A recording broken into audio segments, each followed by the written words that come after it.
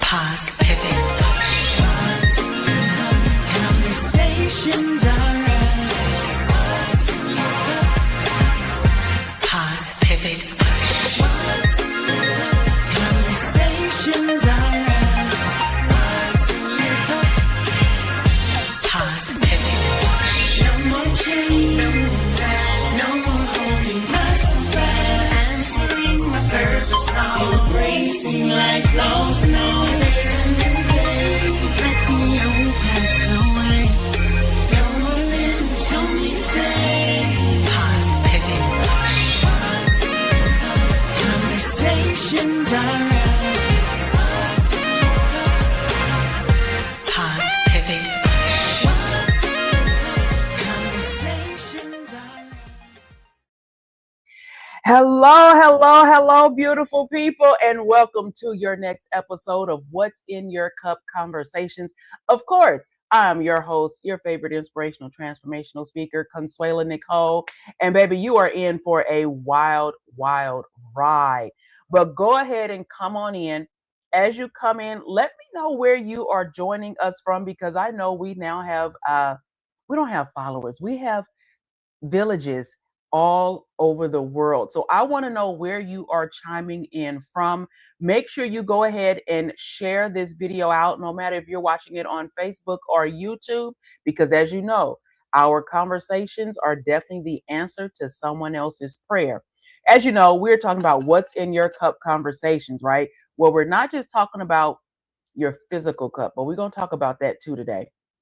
We're talking about your mental, spiritual, and emotional cup, because as you know, we live in a society that, you know, we like the glitz and the glam and the highlights, and we like all the fluff and all the good stuff, but nobody about the hills and the valleys and the mountains that go in between it, and everything that you had to dump out of your cup to get to where you are. So you know you are in for a great show and a great time, and I'm excited.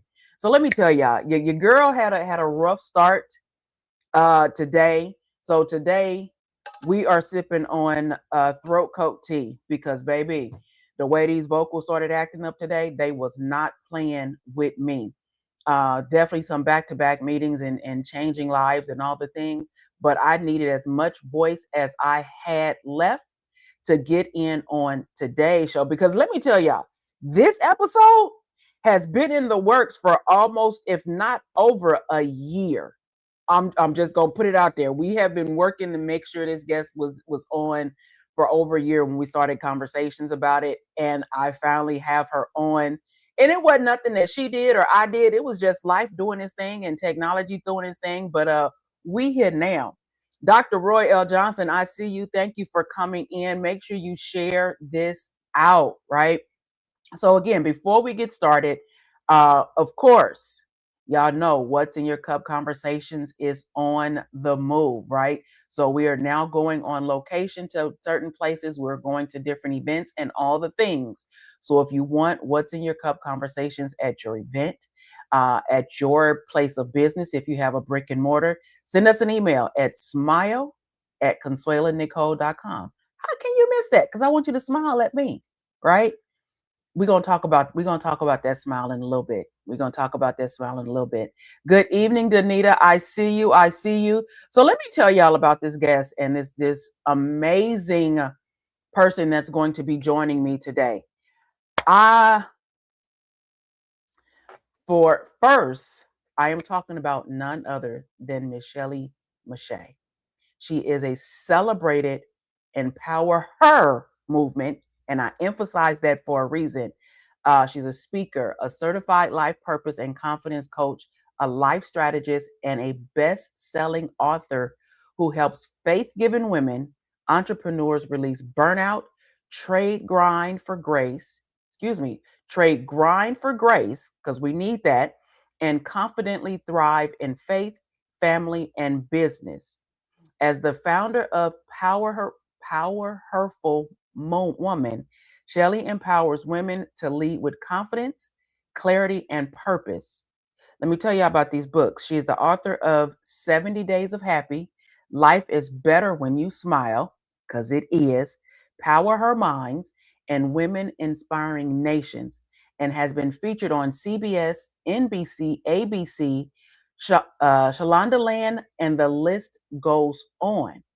However, the most powerful part of her story is that she is a 3-time stroke survivor in one day. Her journey goes from crisis to redefine, calling fuels her mission. Boy, these vocals are challenging me today. Hold on, y'all. Her journey from crisis to refined calling fuels her mission to equip women with the mindset, boundaries, and spiritual grounding needed to lead balanced, fulfilling lives. Her message reminds women that true success isn't found in striving, but in alignment and faithful stewardship of their God given gifts. Ladies and gentlemen, boys and girls, help me welcome Miss Shelley Meche'tte to the stage. Hey, good evening, good evening, good evening. How are you? I am doing well. How are you this evening? Baby, look, these vocals is trying to get everything You, tongue but you tied getting it. and stop. Baby, You look. getting it. So let me tell you, right? So with this thing, and people always hear me say my vocals, I have what they call vocal cord paralysis. I Mm, have it don't have me. okay. So You starting sometimes it, already. right. So it makes me I have to slow down a tad bit Mm-hmm. and let my words catch up to the rest of me, because I get so excited and I be trying to get it out. But it's like, can you take a breath so we can catch up with you? But how are you doing this evening? Oh my goodness. Today has actually been a very productive day. So, Okay. I'm very happy about that. I woke up this morning and I was telling my husband, I'm like, this morning I really need to get up, and get in my word. I haven't been in my word as much as I need to. And I really do notice, I kid you not, that when I take time to get into my word first, and to take some time to pray and just Mhm. kind of, let God just be in the midst. I feel like my day has been a little more productive. Baby. And it's not just busy, it's productive. There Yes, is a there difference. is I know a that's right. difference. I Yes. know that's right. So let me talk about that. As you know, I asked this first question of all of my guests, and you already started about how you get your day started. You heard me read part of your bio, right? And I saw that smile. It's something about hearing our bio read from somebody else, like, who is this Hmm. person, right? It Hmm. reminds us of the moves that we've made and how far we've come. If that's how I just introduced you to the world, right? How do Shelley introduce herself to Shelley every morning to get her day going? Normally in the morning is really funny. Other than getting up and trying to really spend some time with the Lord is really important to me, especially after the things that I've been through in these past Mhm. 9 months. It's very important that I have a opportunity to speak to my family. And so every day, I want to make sure that I look at my husband before he walks out the door. I want to make sure I see you before you walk out the door. I want to make sure I see my daughter before she walks out the door. My oldest daughter, a lot of times she calls me while she's on the road, in the morning. Or I may stop for a minute and give my mom a text or give my mom a call. I might jump in our family chat and just say good morning to everyone. So for me, my days start intentional as far as relationships are concerned. And so I want to make sure that I'm touching those relationships, my spiritual relationship, my relationship with my kids, my mom, my sibling, my man. So I want to feed into those every single morning before I start my day. You know what? I gotta give kudos to you, first and foremost, because the one thing I did not mention in your bio, about you being a mom or a married woman, right? And I was going to ask you about that, because I know it, because I see Hmm. it on your socials and things of that. I was like, why isn't that in her bio? But I get it, because every time you talk, that my husband, my man, my kids, it's part of your own introduction. So kudos to you and your team, right? Because we need that. We need Yes, that. yes. And they are So my thank you team. for They that. really are. Yeah. Right, because baby, you got a whole story. You got a whole story, and we gonna dive into that story. However, I want to know first about 70 days of happy. What is that? Who can be happy in 70 days? You can if you want to. Well, that's true. That's true. You If can I be want to. you could be happier. That book came about. That was my very first book, you guys. And the thing Mhm. that I love about that book is I sat on it. I sat on that book for such a long time. When you're an author, a lot of times there's this misconception that you've got this idea, you got in there, you start writing, you know everything was good, and boom, you came out with the book, da da da. And maybe that's somebody's testimony. I'm not her. Not Mine was at I all. sat on it. I sat on the idea. I had did a challenge, and it was a 90-day challenge of just being happy. And I'm normally a pretty chill, a pretty happy person. But during this challenge, it was literally be intentional about it. So even when things are going wrong, intentionally choose your mood, choose happiness.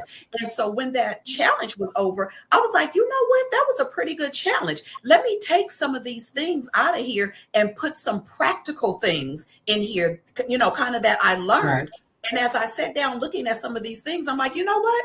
Let me break this down even more, because happiness is not even these things, in my opinion, that we Right. think it is. Happiness is getting up in the morning, being able to smile with my family, before they leave the house. Getting up in the morning is going outside and running my feet through the grass. Getting up in the morning is actually, getting up. So let me take some of these things and put them into a book. But I sat on it. I sat on it for probably a year. The first thing I said to myself is, who are you that somebody want to read your words? That's the first thing that came out of my mouth. Who do you think you are? You're not special. Why would anybody want to listen to you? This is what was going on. We have that. Yes. What if it doesn't sell? What if nobody wants to see it? What if you make a fool of yourself? So I sat on it, and I watched several of my friends drop their books. And I was like, look at this. You still sitting on yours, but you have all of these wonderful colleagues who are amazing, and they're dropping their books. So one day I sat down and I said, what is the worst that can happen, Shell Dog? What's the absolute worst? Not Shell Dog. Okay. What's the absolute worst that's going to happen? Nobody buys your book. Nobody wants your book. People talk bad about you. What they'll never be able to do is take away the fact that you are a self-published author. Yes. That's the worst that you can do, is never buy the book. You still can't take away the fact that I published my very own book. And then my family, the team, was all on me like, did you say you was dropping a book? That accountability is something else, ain't it? And it'd be my youngest one. She'd be all in my business. And I'm like, dude, back up. And she like, but you said on Saturday you was going to have 2 chapters. Yes. It be our own kids. It do. It do. That's how you know they listening to us when they want to. Okay. But that's why I love that book, because that book really is a testament of the journey that I had to go through in order to be this person. And that journey was imposter syndrome. That journey was fear. That journey was doubt. That journey was looking at that person in the mirror and confronting the lies that I was telling myself, and letting those lies be my truth. So when I put what might be true up against what is going to be true, which is the fact that I will be a published author once I press that button, then what was true began to outweigh the what ifs it could be. The what ifs. Right. Yeah. So let me ask you this. What was one of the biggest imposter syndrome issues that you had to overcome for yourself? Who do you think you are? You don't have enough to tell somebody else something. Now, mind you, at this time, I have been speaking for many years. I have been coaching for many years. I had done programs. My daughter jokes with me, and she says every time I tell her something, she's like, "Of course you did. Of course you started a program, Mom. Of course you did this is this." And she's like, "What haven't you done?" So even in that, I came and I sat down and I'm like, "Okay, yeah, you've done an event. Okay, yeah, you've done this, but you've never been an author. Who are you to? So I had to confront, and I really did have to go back and say, it's okay for me to say, baby, you the one, you that chick. It's okay for me to say that. It's Yeah. okay for me to go back and look at the things that I've done. I've put in work. I You did. have.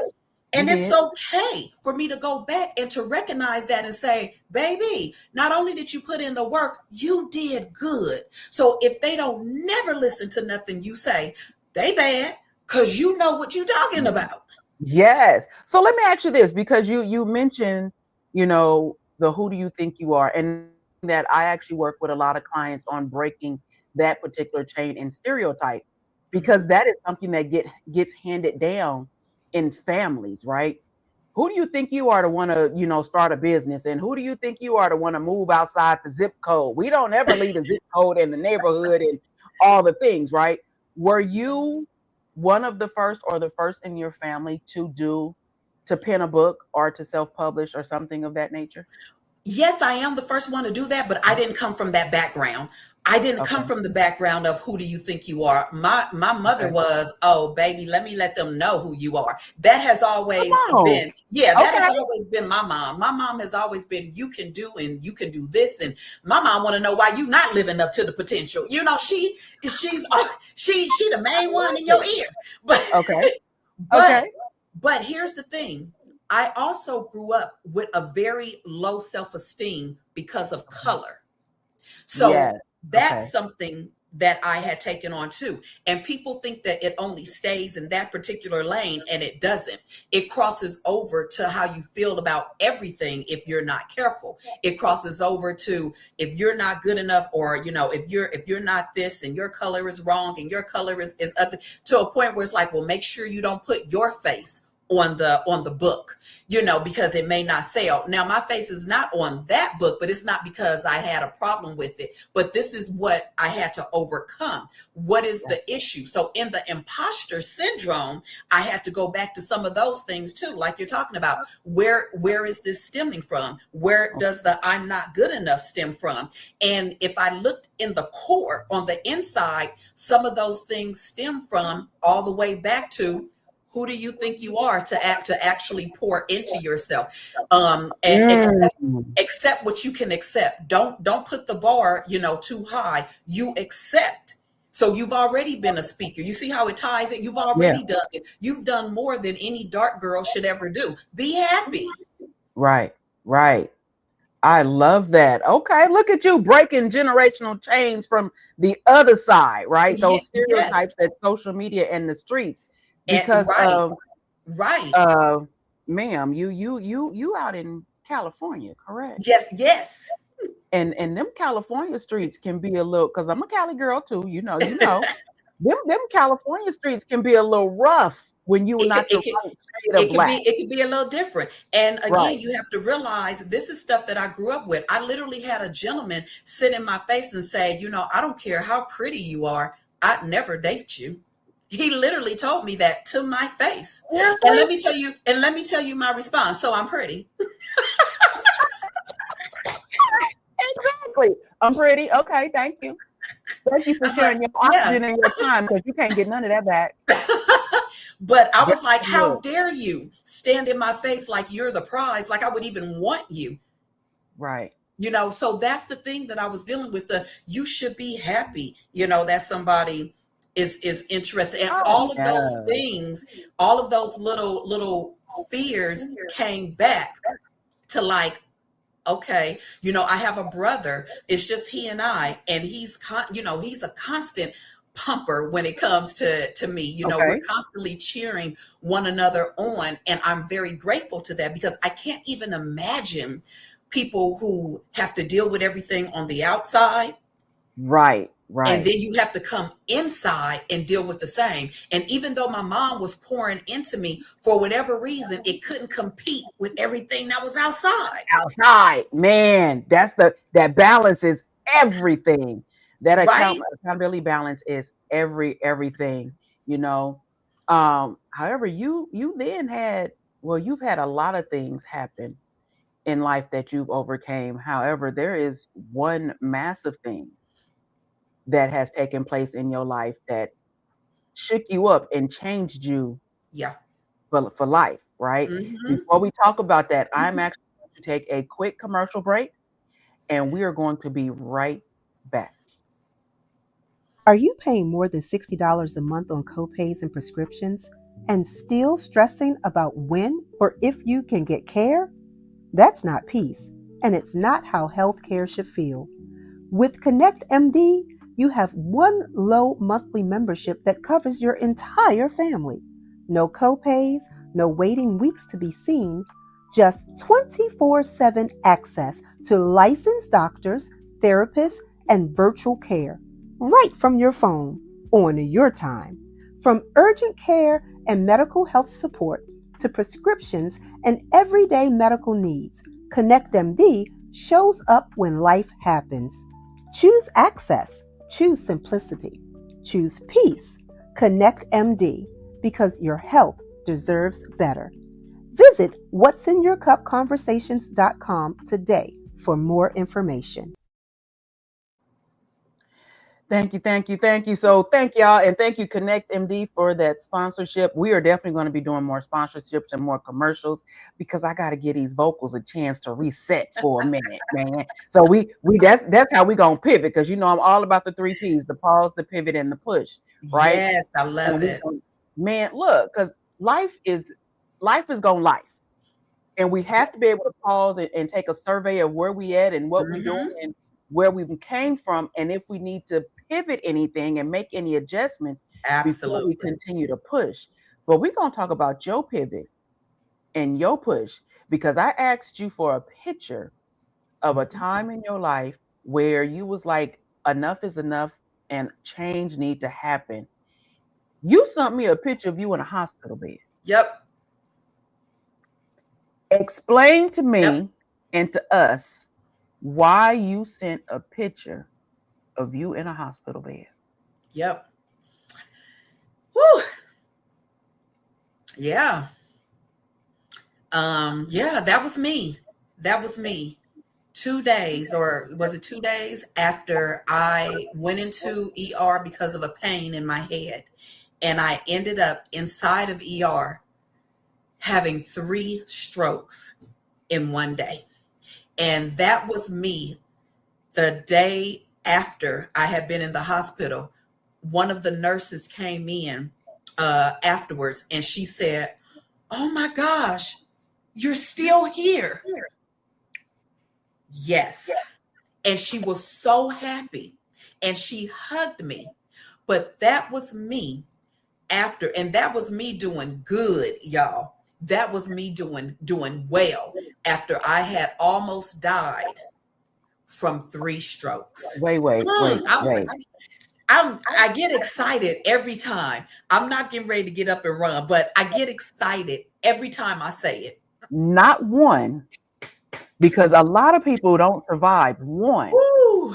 You survived 3 in the same day, still Insane. sitting in the ER. Don't tell me my God ain't good. 3 of them. 3 of them. I had a pain the night before in my head. And really, I had had a pain 2 weeks before. And because I have migraines, I didn't even really trip about it. But it was so hard. I said, I need to at least go get it checked out.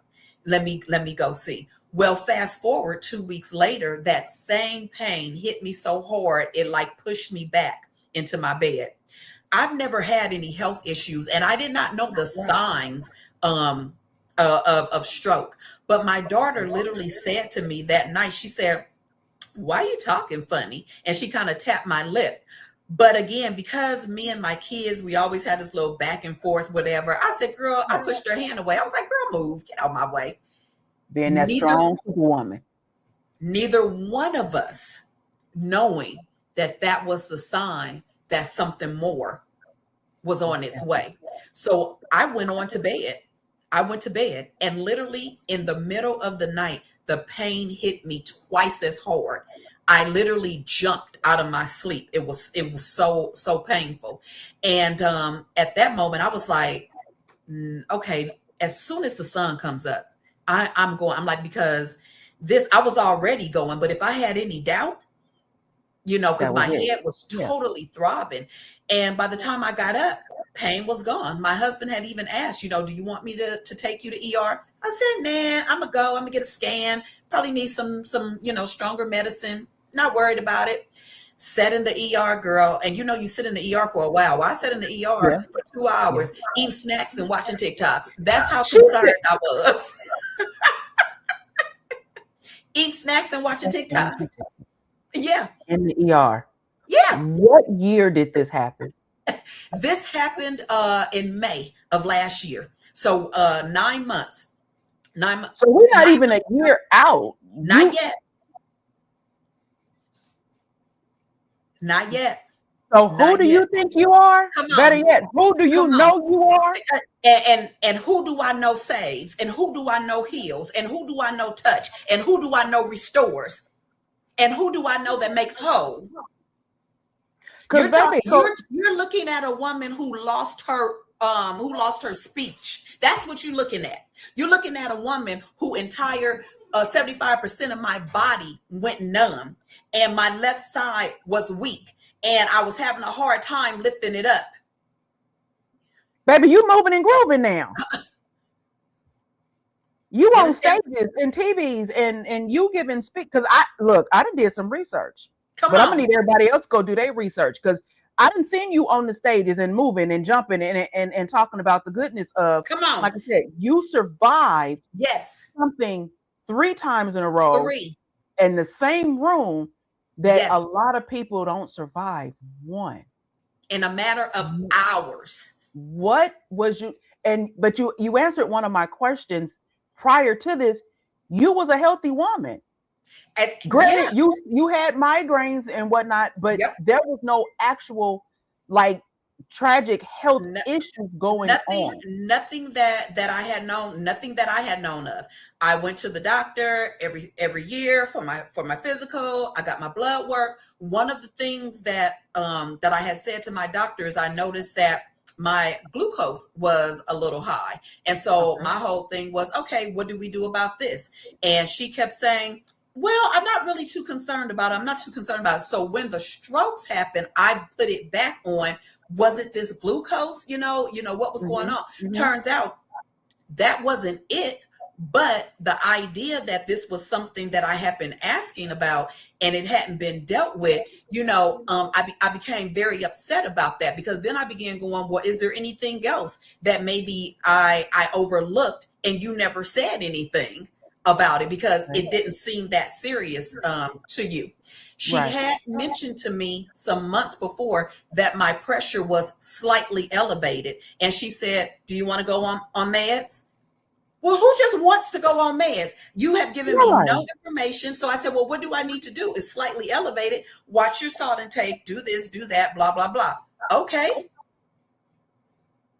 I never understood the severity of blood pressure. And after going to my cardiologist, after having several tests done, as it looks right now, it's just a matter of the vessels, unfortunately, getting thinner as I get older. And I'm still in Okay. different tests. But as it looks right now, it's not so much diet as it is life. Okay, so that leads me to, because like you said, this happened in May. So you haven't Mhm. even reached a year of recovery. So Not- you are not still yet. in recovery and going through the process. Your life changed for you and your village. Yeah. What did that look like for you from your end, right? Like you said, learning how to walk again and how to talk again. What was that like for you? Let me tell you how good God is. I didn't have to learn how to talk again, because by the time I went home, I was already talking. Oh, amen. Okay, come on with it. He By said the you needed time- your voice for something. But yeah, so by the time I had reached the hospital, it was slow, it was Mhm. slurred, but God was already restoring it. To this day, I have misses. So, Okay. my brain runs and I can't catch up to it. I can't catch thoughts. Sometimes, I forget words, and I forget simple stuff sometimes. But none of those things can outweigh the fact that I can speak. None of those things can outweigh the fact that I can still catch a thought, even if it take me a second. Don't get it twisted. I'm gonna catch Baby, it, look. and if I Yeah. don't catch it for me and throw it back. That's all. That part, baby, that village, they can catch it for you, baby. Look. Just Yeah. throw it back. Yeah. And Yeah. help a girl out. So for me, a lot of it was in that moment when my husband and daughter arrived. I couldn't talk. Mind you, I had just spoken to my mom on the phone, and I had spoken to my husband, letting him know, hey, the doctors think that I just had a stroke. By the time he made it to the hospital, I couldn't speak because I had gone into a second one. And so when he came in, it's like, oh, okay, all right. He didn't show it on his face, nobody was showing it on their face, but I tried to lighten the room, and through my slurred speech, and I said to him, how am I supposed to be famous when I can't talk? And everybody started, and they started laughing. But as I sat there, the reality began to sink in that I'm a speaker and I will never be hired again because I can't speak. And that's when everything began to really weigh down on me, that no one hires a speaker who cannot speak. And so what are you going to do? What am I going to do? The nurse had pictures in front of me, asking me to identify pictures, and the pictures were here, the words were here, but they wouldn't come out. And I don't even know how to describe the paralyzation of the two things not connecting, and to feel trapped inside of your own body, to not even be able to voice what it is that you think you see, to be able to put words to what's happening, to be able to communicate those words with someone, the paralysis of that, the fear of that, the uncertainty of that is where a lot of my tears and frustration came from, that this is all I know. This is all I know to do. And so if I don't have this, then who am I? What do I do if I cannot speak? I know that feeling. I've never had a stroke, but I know the feeling of not having a voice. And during my season of silence, because I went almost 6 months without a voice due to vocal cords. And the one thing that God reminded me of, and that's how What's in Your Cup Conversations was birthed, was just because you don't have a voice don't mean you can't be heard. Wow. Maybe he planted the seeds. Wow. He needed you to sit down for a minute for them to get watered, because you have also you've opened up platforms for other women. Because you got that's why I got tongue tied trying to read what you did, because everything you have for empowerment has her right in the middle. So look, y'all, I'm gonna need y'all, and I said y'all, we're gonna keep it real.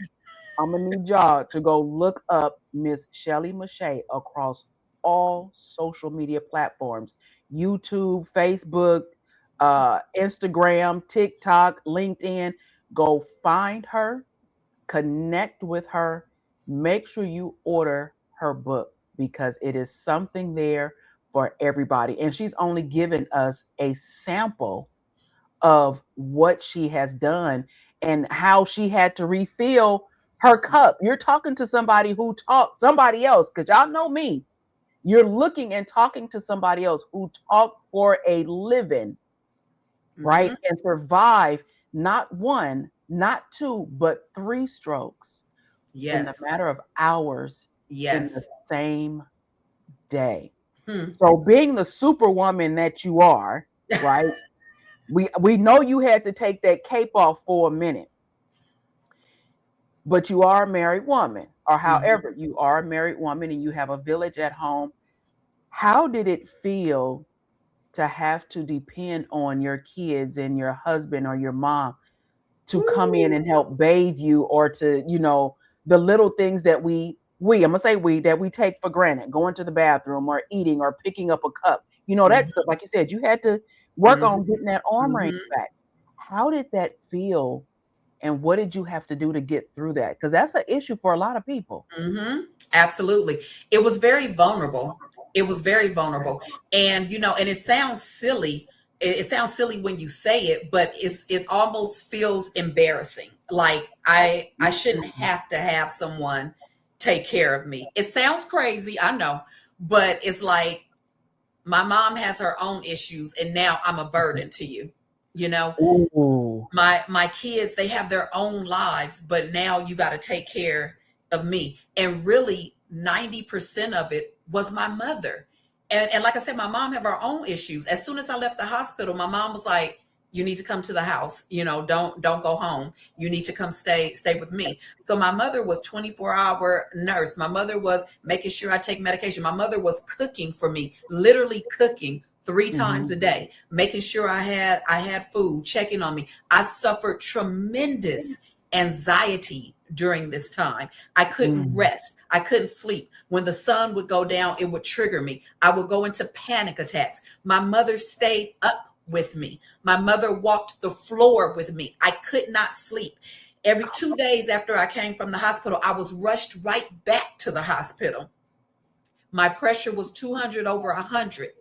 And Jesus. yes, and I just felt, I felt my chest caving in, and so my family was with me all of this time. So it was a time of vulnerability. It was also a time of appreciation.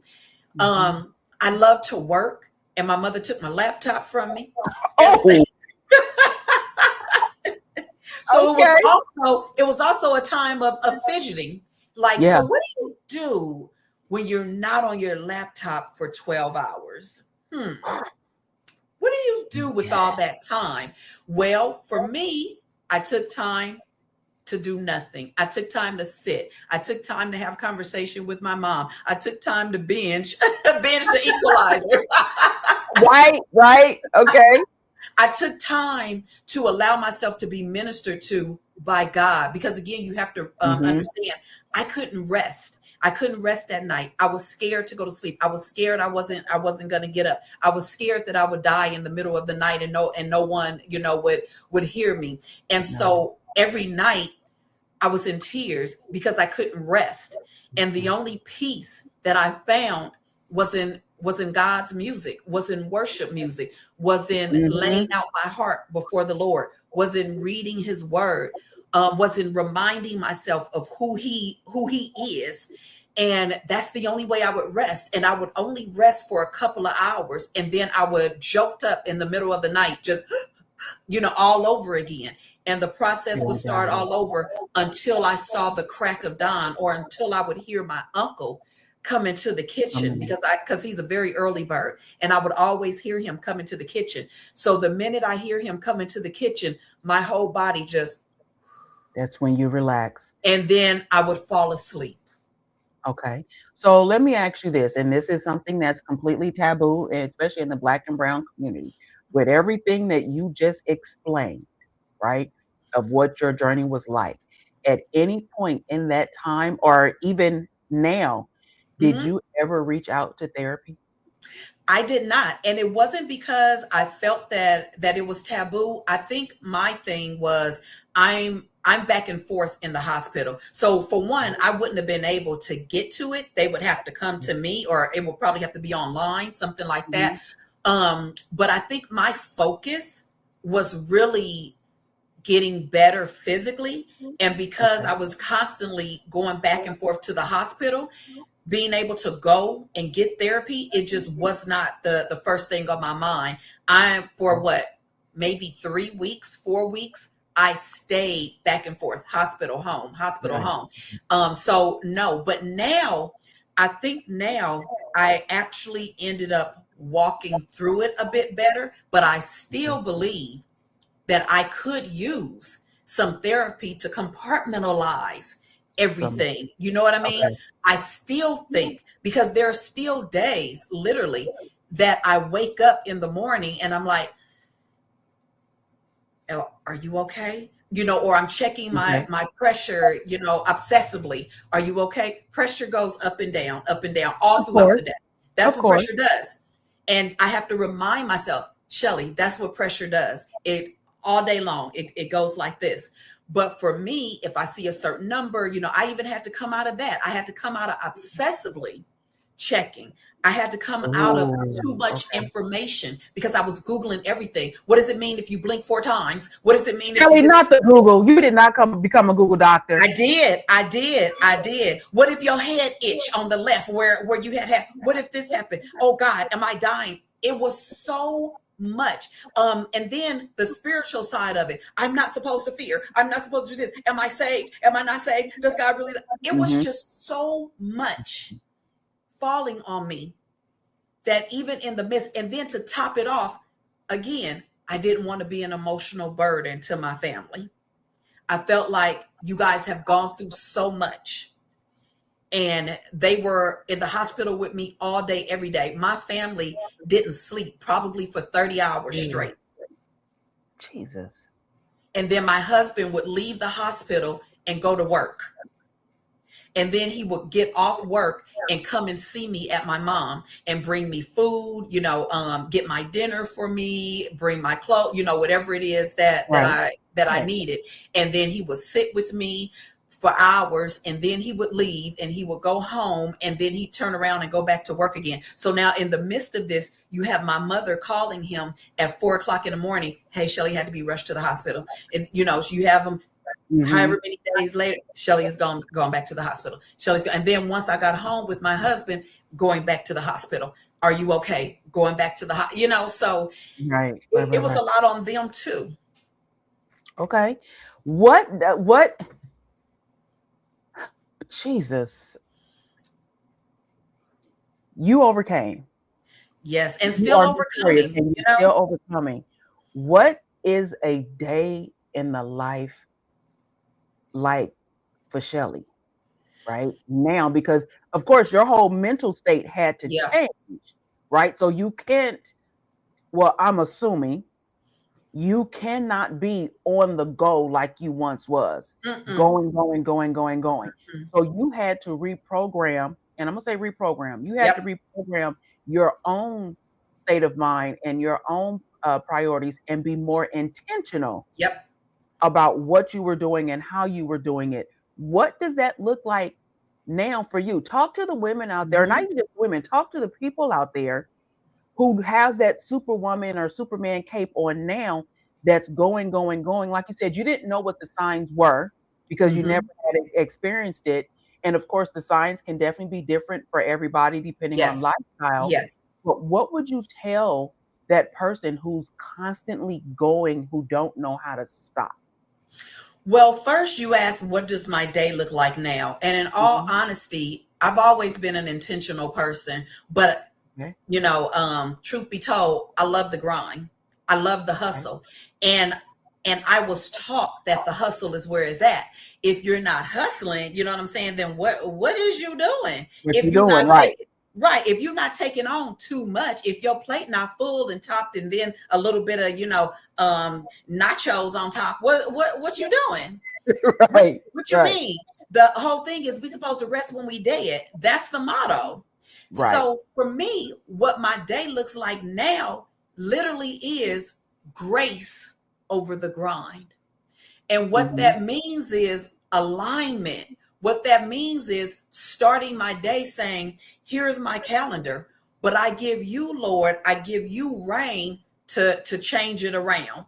I give you reign to say to me, I know you have 5 things on your calendar today, but I need you to end your day at 2 instead of at 8. And me going, okay, Lord, let me go ahead and wrap this up because, my body obviously needs a little rest. What I find is in the rest is where I get the ideas. In the rest is where the implementation drops so that I can get up the next day refreshed and work on that thing. What it looks like for me now is not working on 10 things at once. And I'm still learning that one because that's where my groove is, to have Hmm. 5 Hmm. projects going on at one time. But what I'm learning is, again, to complete, it's okay for me to just complete a project. I get antsy when I don't have 18 other things to do. So Okay.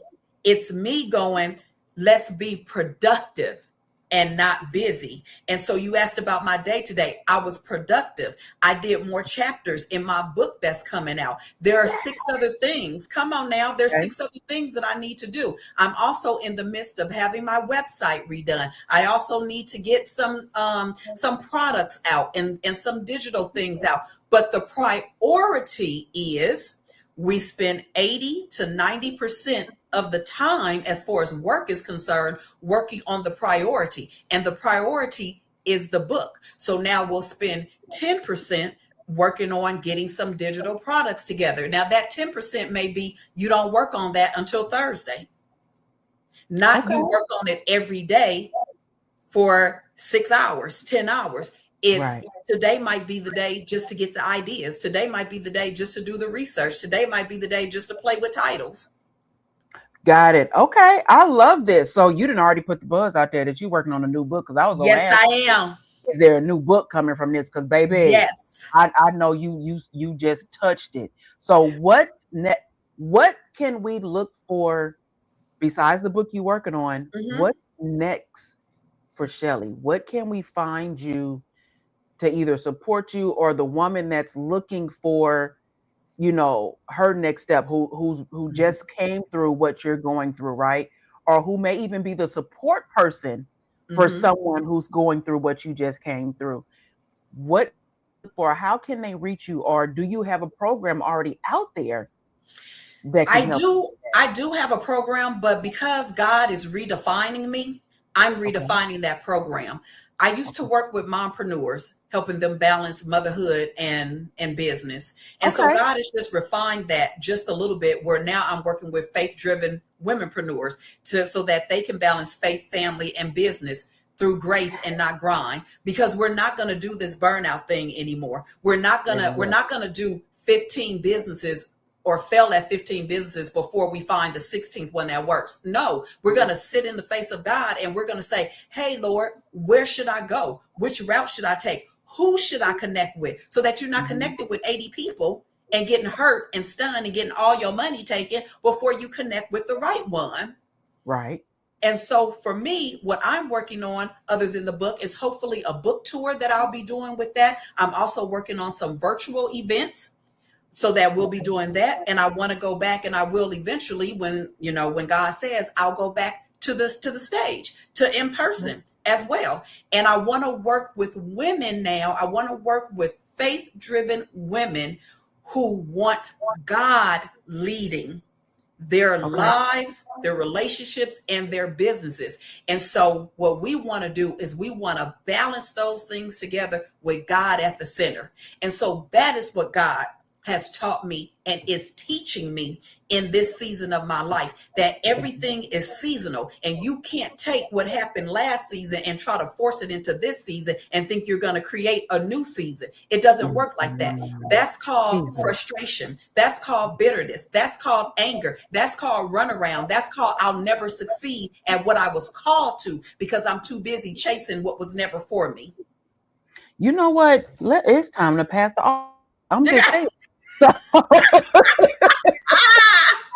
I was saying. So I definitely want to make sure I support you in whatever it is you got going on when God tells you to release it, right? There are a lot of women that follow me right now, um, that could use what you are putting together, right? What you are reevaluating and what you're pivoting on. Hmm. So please, please, please make sure you keep me in the loop. I don't care if you tag me in it, send it to me email so I can get it out there, especially when you start doing your virtual workshops. Uh, because Absolutely. you get to touch Yes. lives all Yes. over the world, right? Because unfortunately, everybody don't get to enjoy the California weather, right?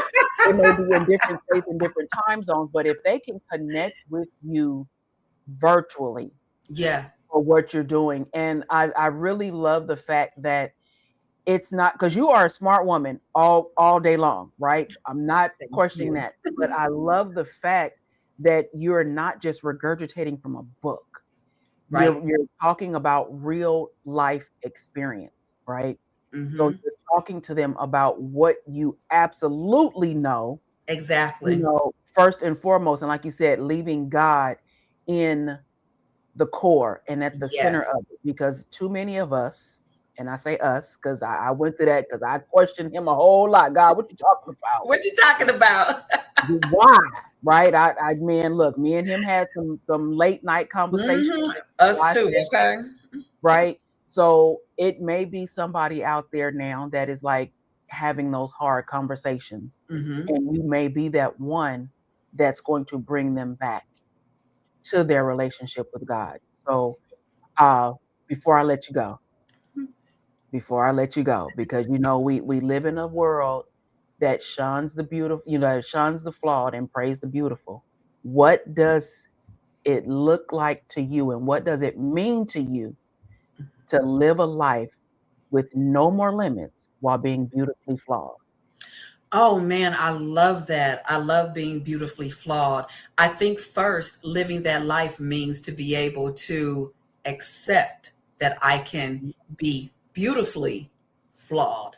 I think we think that those two sides cannot exist within one another. I think we feel like if we're flawed, it takes the beauty away. And to be beautiful inside out, whatever means to not walk with flaws. But for me, I believe that being able to be beautifully flawed means to be able to be open, means to be able to allow myself to grow. It means an opportunity for me to connect and to see where I can sharpen you. Because Mhm. your flaws, whatever they are, whatever the scars or anything that we're working with, it doesn't take away who we are. And I think we get that mixed up, that just because I had two children out of wedlock, that takes away from my beauty. Because I used to be in gangs, that takes away from who Mhm. I am. Because I've done some things that others would question, then now I'm undeserving. And Mhm. all of those things are, if we allow them to, what I love about God is he masters in putting pieces back together again.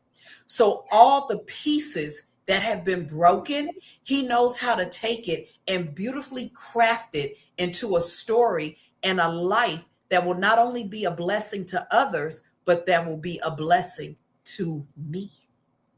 I love it. I love it. Well, Miss Shelley, I want to thank you for joining us here on What's in Your Cup Conversations. Make sure you guys join us in 2 weeks for our next, because y'all know we here every other week because we have some tough conversations going on. So make sure you share it out. But Miss Shelley, I want you to leave us with the last words, right? If they don't remember anything you've said at all, what are the two takeaways you need them to remember and ingrain? What would that be? It would be number one, to hold on to your smile, and meaning set daily intentions for yourself, whatever that may be. Maximize and maintain flexibility so that when God redirects you, you're okay with that. Invest in your rest and your renewal so that you'll be prepared and ready for those things that God pours into you. Let go of grind and allow grace to replace so that God can lead you.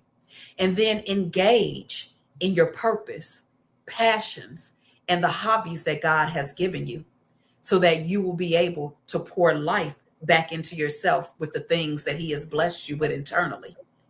That creates your smile. And it's something that if you hold on to, no one will ever be able to take away from you. So I would leave you with that. And I would leave you with, wherever it is that you are supposed to be in life, just know God has already prepared it for you. All you need to do is step. Oh, I love that. Thank you very much. And on that good note, guys, thank you for joining us for this episode of What's in Your Cup Conversations. I am Consuela Nicole. We have Miss Shelley Meche'tte with us, and we'll see you on the next one. Have a good night. Good night.